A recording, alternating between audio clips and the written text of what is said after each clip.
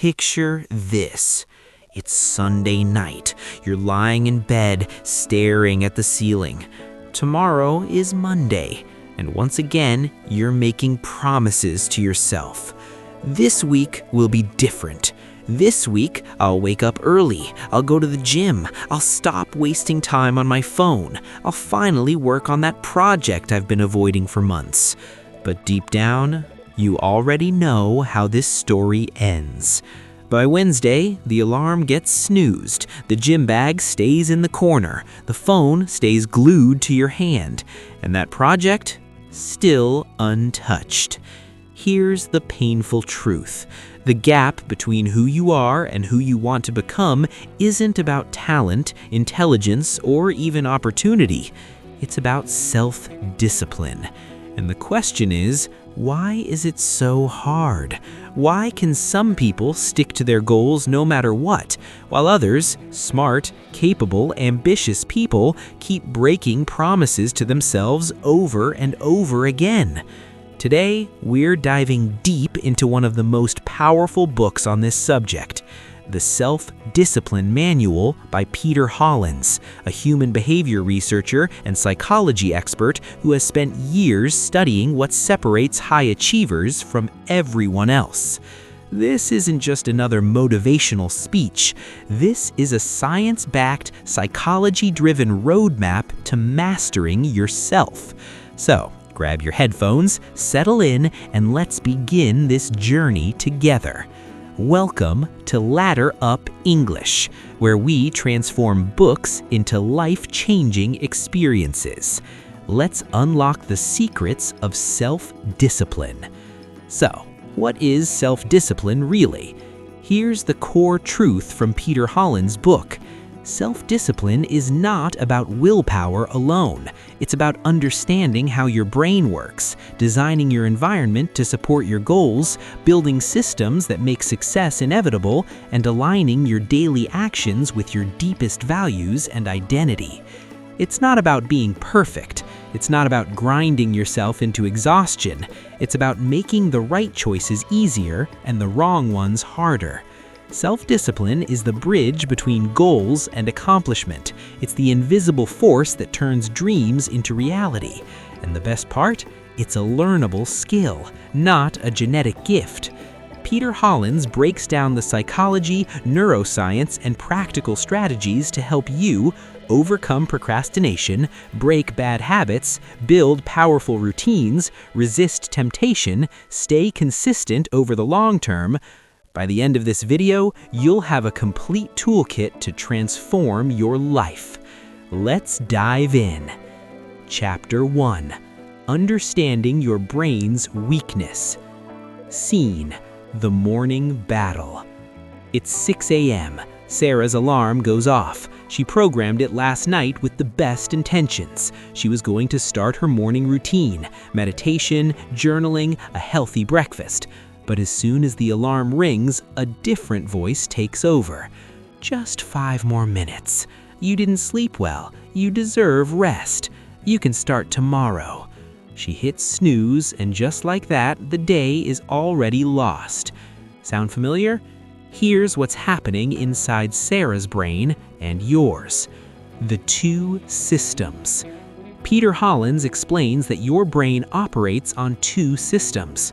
System 1, the automatic, emotional, impulsive brain, it wants immediate pleasure. It avoids discomfort. It says, do what feels good right now.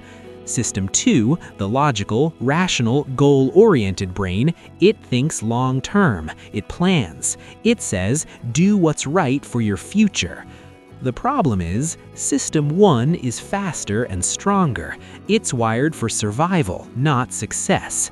When you hit snooze, when you scroll instead of work, when you eat junk food instead of a healthy meal, that's System 1 winning. Self-discipline is about training System 2 to overpower System 1, not through brute force, but through smart strategies.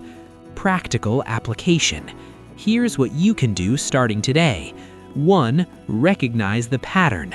When you're about to give in to temptation, pause and ask, is this my impulsive brain talking or my future-focused brain? 2. Create a 10-second rule. Before making any decision, snooze, eat junk, skip the gym, count to 10. This activates System 2 and gives you a chance to choose differently. 3. Pre-decide your actions. Don't rely on willpower in the moment. Decide the night before, tomorrow at 6 a.m. I will get up immediately and drink a glass of water. Specific plans beat vague intentions every time. Takeaway: your brain is wired for short-term pleasure, not long-term success. Self-discipline is about outsmarting your impulses, not fighting them. Pre-decisions and awareness are your secret weapons. Have you ever lost a battle with the snooze button or late-night snacks? Tell us in the comments. You're not alone, and we're all learning together. Chapter 2: The Power of Environment Design. Scene: the invisible sabotage. Meet James. He wants to write a book. He's talented, motivated, and has a great idea. But every time he sits down to write, something happens. His phone buzzes. A notification. Just a quick check. 5 minutes turns into 30, then an hour. He tells himself, I just lack discipline. But Peter Hollins would say, no, James, you lack a disciplined environment. Environment is stronger than willpower. Here's a truth that will change your life. You don't rise to the level of your goals. You fall to the level of your environment. Peter Hollins emphasizes that the most disciplined people in the world aren't superhuman. They simply designed their environment to make good decisions automatic and bad decisions difficult. Think about it. If your phone is next to your bed, you'll check it first thing in the morning. If junk food is in your kitchen, you'll eat it when you're stressed. If your gym clothes are buried in the closet, you won't work out. Your environment is either working for you or against you. There's no neutral. Practical application. Transform your environment with these strategies. 1. Remove temptations.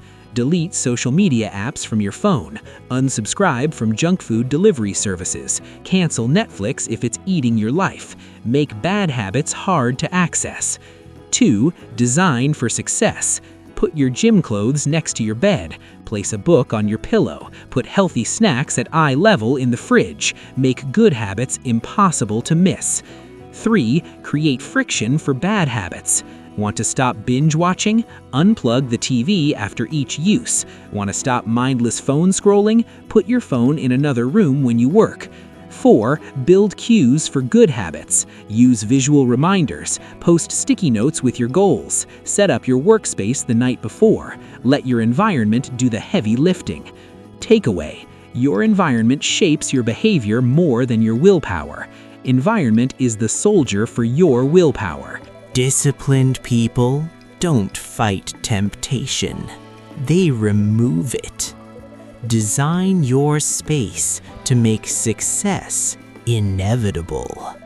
What's one change you could make to your environment today that would make discipline easier?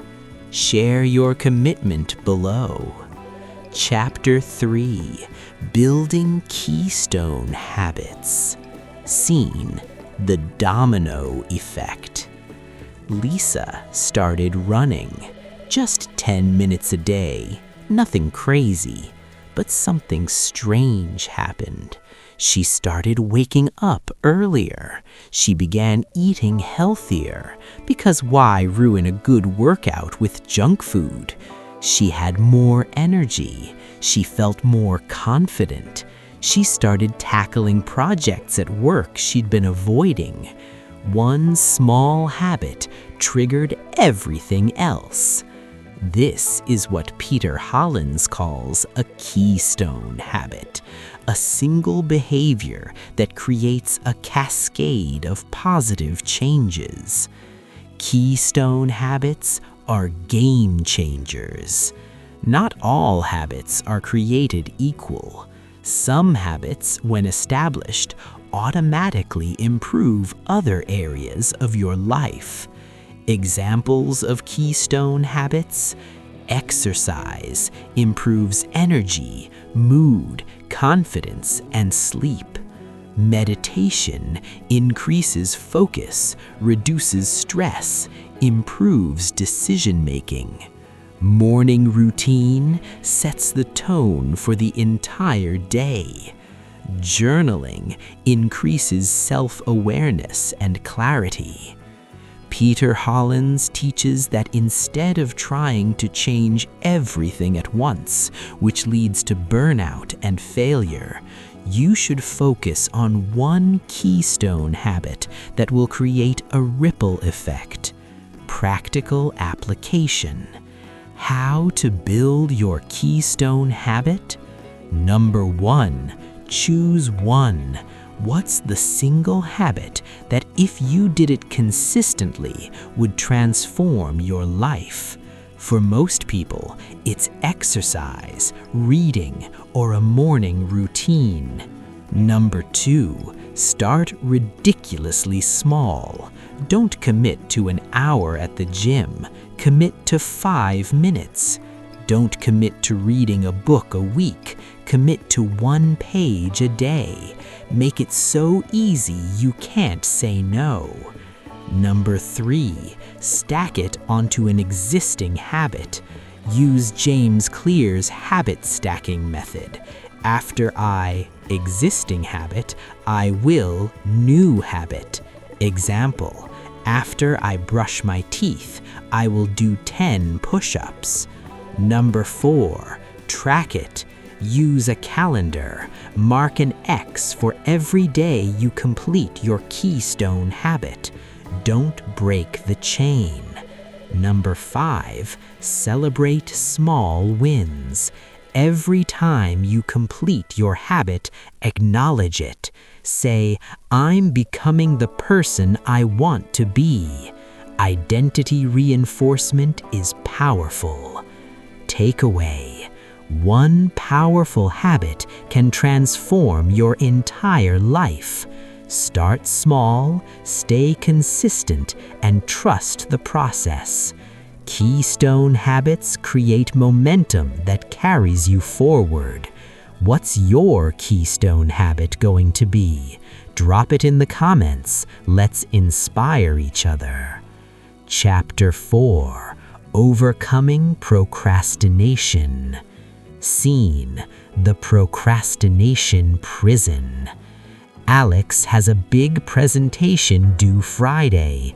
It's Monday. He has plenty of time. Tuesday comes. I'll start tomorrow. Wednesday, I work better under pressure. Thursday night, 11 p.m., panic sets in. He pulls an all-nighter, fueled by coffee and regret. The presentation is okay, but not great. And once again, Alex promises himself, next time will be different. But it never is. Why do we procrastinate when we know it hurts us? The psychology of procrastination. Peter Hollins reveals that procrastination isn't about laziness, it's about emotional avoidance. We procrastinate because the task triggers uncomfortable feelings. Fear of failure. What if I'm not good enough? Perfectionism. If I can't do it perfectly, why start? Overwhelm. This is too big. I don't know where to begin. Lack of clarity. I don't know exactly what to do. Our brain sees the task as a threat, so it seeks comfort in distraction. Social media, Netflix, cleaning. Suddenly the kitchen needs to be spotless. The solution isn't more willpower, it's addressing the emotional root cause. Practical application. How to defeat procrastination? Number 1, break it down. Big tasks are paralyzing. Break them into tiny, specific actions. Instead of work on presentation, say create slide 1, title and intro. Number 2, use the 2-minute rule. Tell yourself you'll work for just 2 minutes. That's it. No pressure. Often starting is the hardest part, and once you begin, momentum takes over. Number 3, set a deadline before the deadline. Don't wait until Friday. Tell yourself it's due Wednesday. Create artificial urgency. Number 4, address the fear. Write down, what am I really afraid of?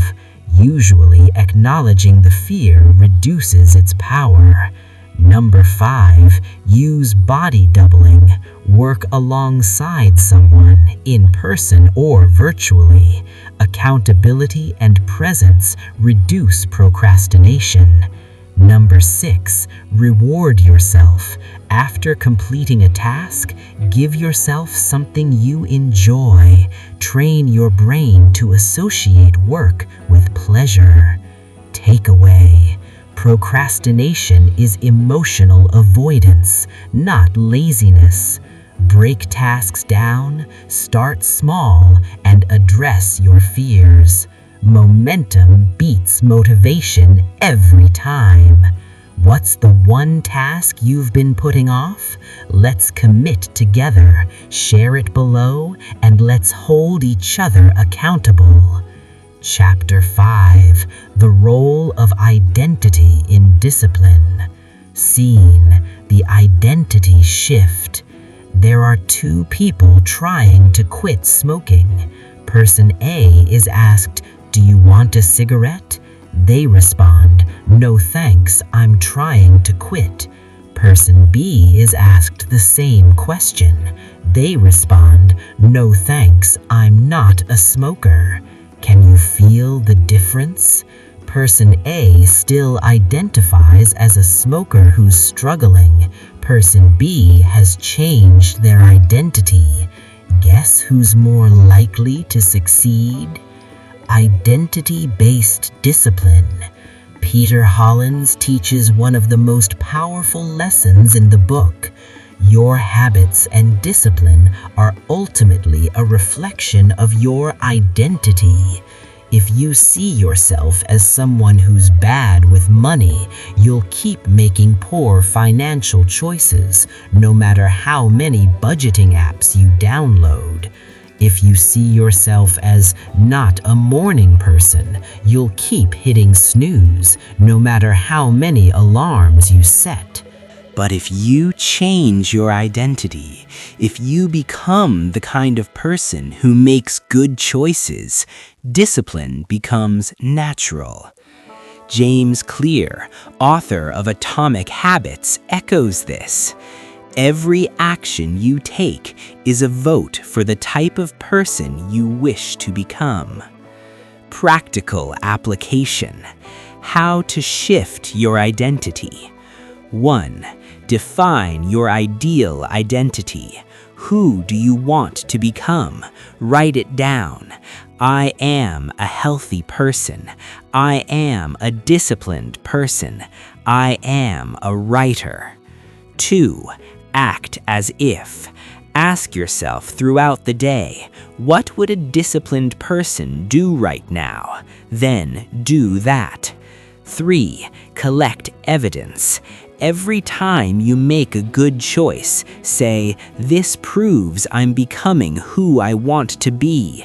Stack evidence of your new identity. 4.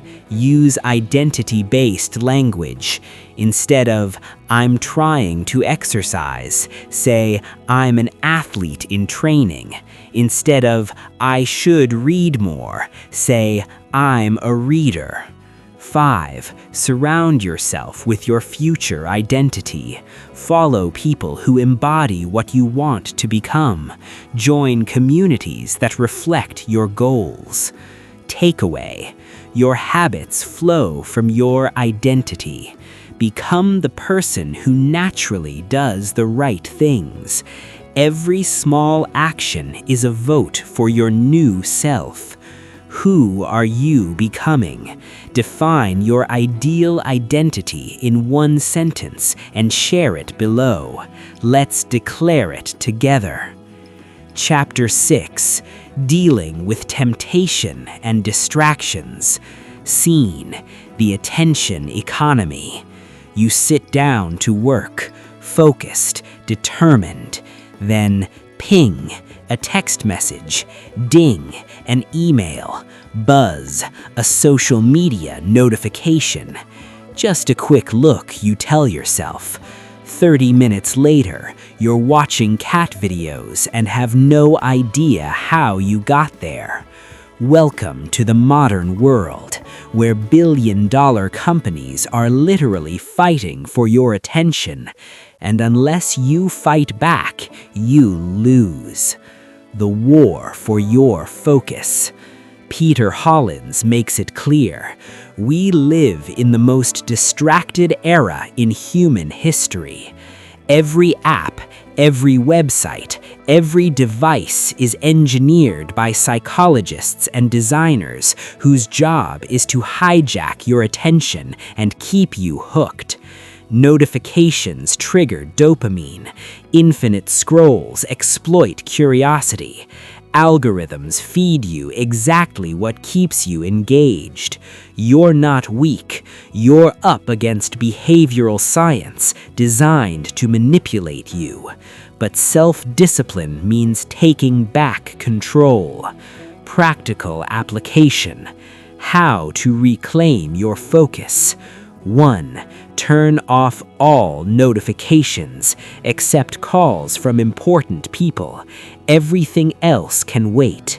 2. Use app blockers. Tools like Freedom, Cold Turkey, or Forest physically block distracting sites during work hours. 3. Create phone-free zones. No phones at the dinner table. No phones in the bedroom. No phones during the first hour of your morning. 4. Schedule distraction time. Instead of fighting the urge all day, give yourself a 15-minute break for social media, guilt-free, then back to work. 5. Use the Pomodoro technique. Work for 25 minutes with 0 distractions, then take a 5-minute break. Repeat. This trains your brain to focus in sprints. 6. Ask, is this aligned with my goals? Before clicking, scrolling, or checking, pause and ask. If the answer is no, don't do it. Takeaway. Distraction is the enemy of discipline. You must actively defend your attention. Technology is a tool. Don't let it become your master. What's your biggest distraction, and what's one boundary you'll set today to protect your focus? Let's commit together below. Chapter 7, The Long Game, Delayed Gratification. Scene, the marshmallow test. In the 1960s, psychologist Walter Mischel conducted a famous experiment. He put a marshmallow in front of a child and said, "You can eat it now, or if you wait 15 minutes, I'll give you 2 marshmallows." Some kids ate it immediately, others waited. Years later, researchers followed up. The kids who waited had better grades, better health, better careers, and better relationships. Why? Because they understood the power of delayed gratification, the foundation of all self-discipline. The marshmallow principle.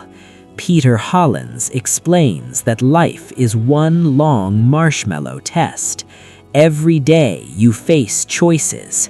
Scroll now or work on your goals. Eat junk food now or stay healthy for the future. Sleep in now or wake up and build your dream life. The ability to delay gratification, to endure short-term discomfort for long-term rewards, is the single greatest predictor of success. The world is full of instant gratification. Fast food, one-click shopping, binge-watching, infinite scrolling. But real success, health, Wealth, relationships, mastery requires patience, consistency, and sacrifice. Practical application. How to master delayed gratification. 1. Visualize your future self. Close your eyes. Picture yourself 5 years from now if you stay disciplined. What do you look like? How do you feel? Make it vivid. Now picture yourself 5 years from now if you keep giving in. Which future do you want? 2. Use the 10-10-10 rule. Before making a decision, ask, how will I feel about this in 10 minutes, 10 months, 10 years? This shifts your perspective from short-term to long-term. 3. Celebrate small delays. Every time you choose the harder right over the easier wrong, acknowledge it. I just chose my future over instant pleasure.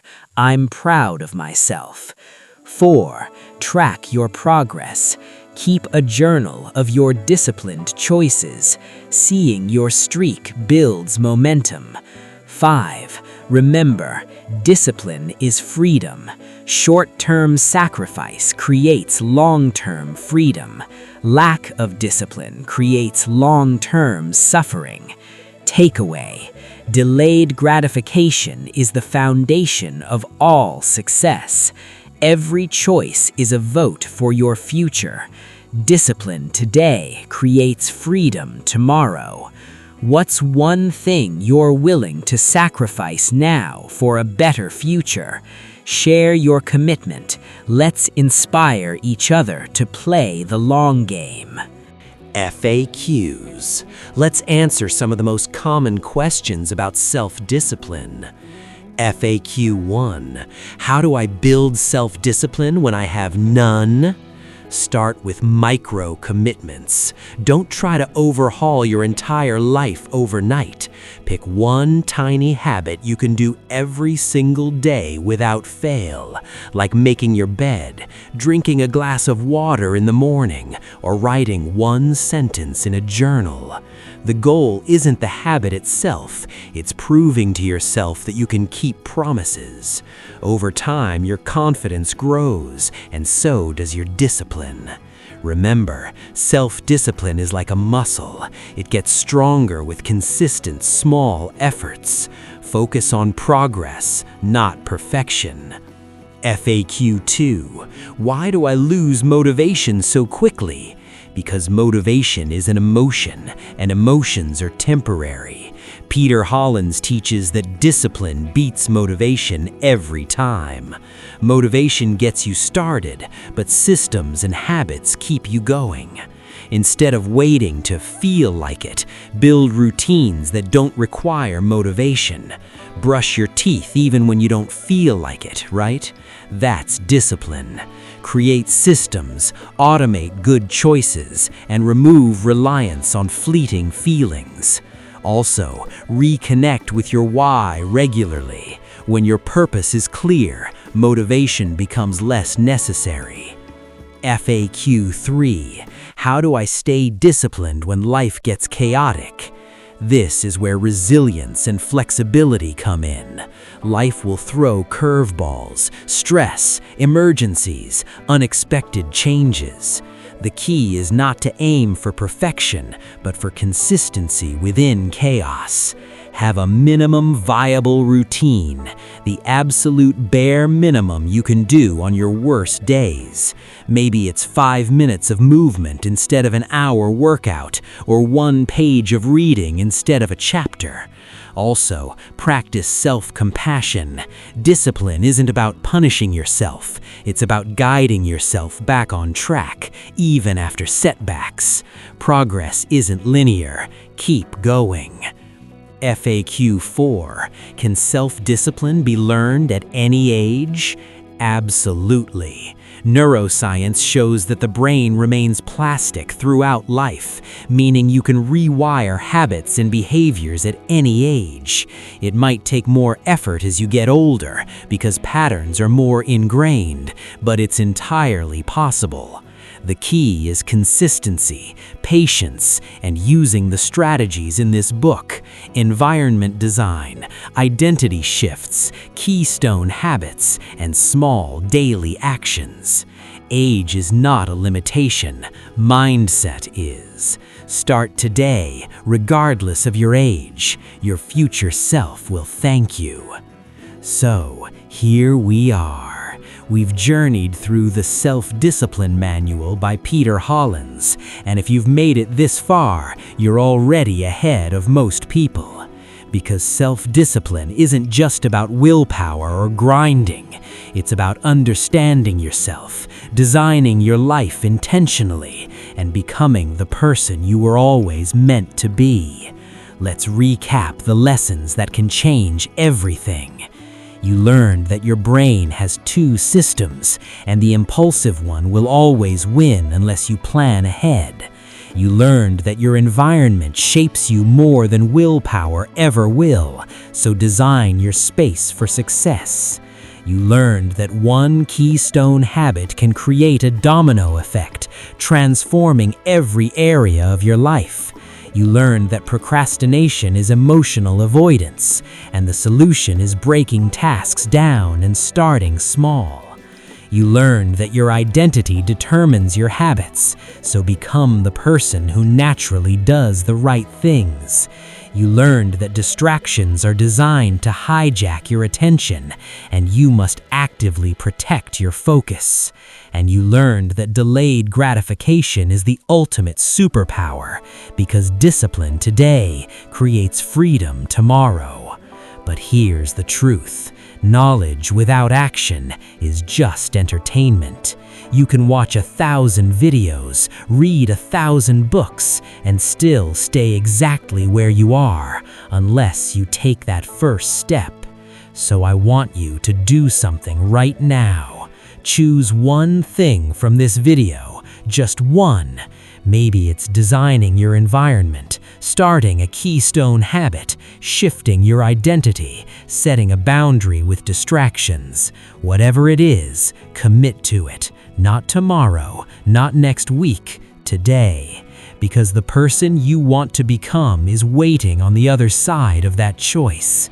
And remember this, discipline is not punishment. It's self-love in action.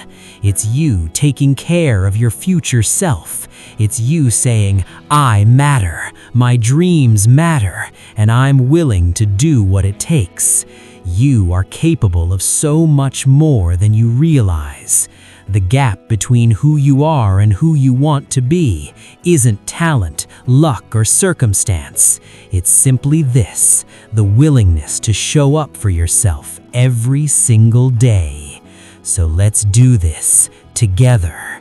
If this video moved you, inspired you, or taught you something valuable, hit that like button, share it with someone who needs to hear this message, and subscribe to Ladder Up English, because we're not just summarizing books, we're building a community of people committed to growth, discipline, and transformation.